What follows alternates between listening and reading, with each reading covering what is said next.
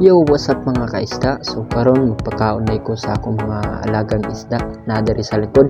So kana akong ginagunitan mo nilang pagkaon. So kana din mga kaisda, wala pa ni sulod kay nangita pa ko bago para ibutang ito. So kana mga kaisda no, maniandag ko ug katong sa pikas mo atong fry.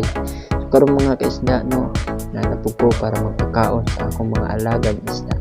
So mao ni sa mga kaisda oh, kaning sa wala sa tuo mao na ang ilahang pagkaon kana sa dagko nang nasa wala o kaning nasa tuo sa gagmay o sa paray. So let's go. Ano mga kaisda, giuna na ako ang dagko no?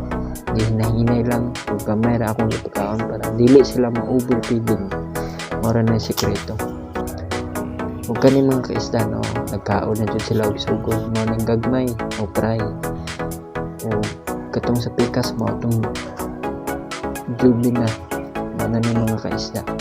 So mao na sila napay dahon na po mag-heart niya. It's a lovely morning Jud. So dire na lang kukutob mga kaisda. Bye bye.